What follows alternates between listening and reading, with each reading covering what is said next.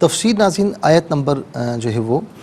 ہم 14 اور 15 کی آپ کی خدمت میں عرض کر رہے تھے۔ آیت نمبر 14 میں فرمایا کہ وَلَوْ فَتَحْنَا عَلَيْهِمْ بَابًا مِّنَ السَّمَاءِ فَظَلُّوا فِيهِ يَعْرُجُونَ، اور اگر ہم ان پر آسمان کا کوئی دروازہ کھول دیں اور وہ دن بھر اس پر چڑھتے بھی رہیں تو کیا کہیں گے؟ تب بھی وہ نہیں مانیں گے۔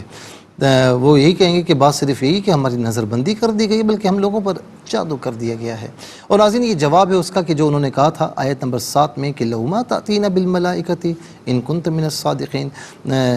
اگر تم سچے ہو تو ہمارے پاس فرشتوں کو کیوں نہیں لاتے؟ ٹھیک ہے نا، تو اس کا جواب وہاں پر بھی دیا تھا آیت نمبر 8 میں، اور یہاں پر بھی اس کا جواب دیا کہ وہ بھی اگر لے آتے تو تم کہتے کہ یہ اگر وہ اور یعنی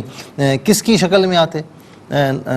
انسانوں کی شکل میں آتے تو تب بھی یہی کہتے کہ بھائی یہ تو انسان ہے، تو ہم تو ان کو رسول نہیں مانتے، نبی نہیں مانتے۔ تو ان کی ہٹ درمی تھی اور کجباسی تھی، اور وہ صرف بغض و عناد کی وجہ سے انکار کر رہے تھے، دلیل ان کے پاس کوئی نہیں تھی۔ اس پر پھر ناظرین ہم نے انہی آیات میں ذل کیا ہوتا ہے، سکرت کیا ہوتا ہے، یا عرجون کیا ہوتا ہے، سحر کیا ہوتا ہے، پھر سحر سے متعلق بھی ہم نے کچھ باتیں آپ کی خدمت میں عرض کی۔ یاد رکھیں ناظرین کہ ہمارے یہاں یہ ہے نا کہ خاص طور پر اگر ہم دیکھیں تو جادو ٹونے وغیرہ اور یہ سحر وغیرہ یہ بہت زیادہ ہمارے یہاں آج کل یعنی لوگ کہتے ہیں ہم پر جادو ہو گیا ہے، ہم پر سحر کر دیا گیا ہے، اور ہم پر برے اثرات ہیں، ہم پر یہ معاملہ ہے، یہ معاملہ ہے، یعنی ہر کوئی اس شک شبے میں پڑ جاتا ہے۔ اچھا ایک بات یاد رہے کہ جو بڑی اہم ہے وہ یہ ہے کہ عام طور پر ناظرین ایسا نہیں کہ ہر کسی پر جادو کر دیا گیا، ہر کسی پر سحر کر دیا گیا، ایسا نہیں ہے۔ اچھا ہم اپنی سستی، جب ہم سست ہوتے ہیں اور بالکل کام کرنے کا موڈ نہیں ہوتا تو پھر اپنے اوپر ایک یوں سمجھ لیجئے کہ ایک لبادہ اوڑھ لیتے ہیں کہ جی یار میں تو کام کرتا ہوں ہمت ہی نہیں ہوتی، میں یہ کرتا ہوں ہمت ہی نہیں ہوتی، ملازمت پر جانے کا دل ہی نہیں کرتا، حالانکہ اس کی وہ سستی ہوتی ہے، کاہلی ہوتی ہے۔ اچھا جی میرا کاروبار کرنے کا دل ہی نہیں کرتا، جس کاروبار میں ہاتھ ڈالتا ہوں تو وہ جو ہے نا وہ بالکل ایسے ہی ہو جاتا ہے۔ تو یہ کاہلی اور سستی کی بنا پر پھر ہم کیونکہ میرے پاس لوگ آتے ہیں تو ناظرین اندازہ ہو جاتا ہے۔ ہاں یہ ہے کہ بہرحال سحر، جادو، بد اثرات ان کی حقیقت اپنی جگہ پر ہے۔ حضور نبی کریم صلی اللہ علیہ وسلم حالانکہ اللہ رب العالمین آپ کی حفاظت فرماتا ہے، ٹھیک ہے نا، اور اس نے آپ کی حفاظت کا ذمہ لیا ہوا تھا، کوئی آپ کو شہید نہیں کر سکا، لیکن اس کے باوجود تعلیم امت کے لیے کہ آج اگر یہ تعلیم ہمارے پاس نہ ہوتی تو آج اگر کسی پر جادو ہوتا یا کچھ ہوتا تو ہم کس طریقے سے اس کا توڑ کرتے۔ اسی لیے بظاہر حضور نبی کریم علیہ السلام پر ہوا، اور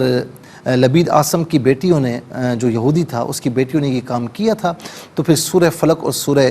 جو ہے وہ ناس نازل ہوئی۔ کل ملا کر ان میں 11 آیتیں ہیں۔ تو ناظرین وہ کنویں کے اندر جو 11 گرے لگا کر جو ہے وہ موم کا پتلا بھی تھا اور چیزیں بھی تھی، حضور نبی کریم علیہ السلام کی کنگھی مبارک جس کے دندانے ٹوٹے ہوئے تھے، کچھ داڑھی مبارک کے، ریش مبارک کے نہیں جو بال مبارک تھے وہ بھی تھے۔ تو اب ناظرین اس جادو کیا گیا تھا، تو پھر فرمایا کہ اسے پڑھیں، تو یہ 11 آیات کریمہ پڑھی گئی تو وہ 11 گرے کھل گئیں، اور اس کے بعد جو ایک اثر تھا بظاہر وہ زائل ہوا۔ تو یہ تعلیم امت کے لیے تھا۔ تو اس کا مطلب کیا ہے کہ جادو کی، بد اثرات کی اپنی جگہ حقیقت ہے، لیکن کیا ہر کسی پر ہے؟ تو ایسا نہیں ہوتا۔ ناظرین ذرا اپنی سستی پر، کاہلی پر اور لاپرواہیوں پر بھی غور کریں، ذرا اس پر بھی غور ہو جائے تو پھر یہ چیزیں نہیں ہوتی۔ یعنی آپ کے پاس ایک بندہ ہے جس کے پاس کچھ بھی نہیں ہے، اور یعنی نہ کوئی کام ہے نہ دھندا، وہ کہتا ہے مجھ پر جادو ہو گیا ہے۔ تو کیسے جادو ہو گیا بھائی؟ کس نے آپ پر حسد کیا ہے؟ کون تھا؟ تو ایسا عام طور پر نہیں ہوتا، یعنی 92 سے 95% نہیں ہوتا، اور 5% کسی پر ہوتا ہے تو وہ نظر بھی آتا ہے اور وہ محسوس بھی ہو جاتا ہے۔ تو اب یہاں پر ناظرین میں یہ بات عرض کروں گا کہ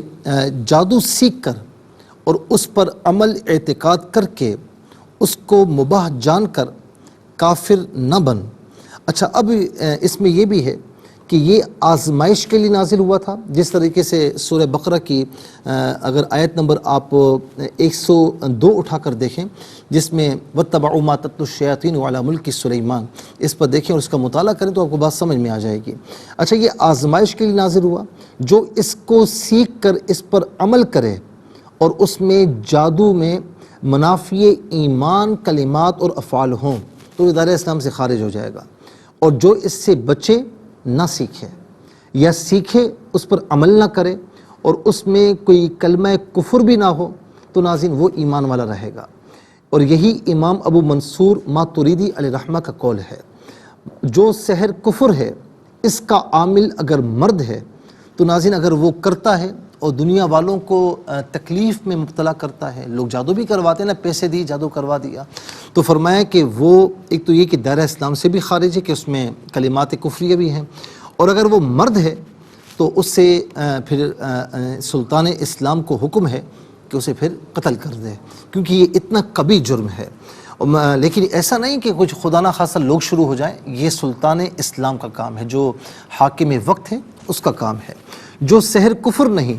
مگر وہ اس سے لوگوں کو تکلیفیں پہنچاتا ہے، تو اس کا ناظرین جو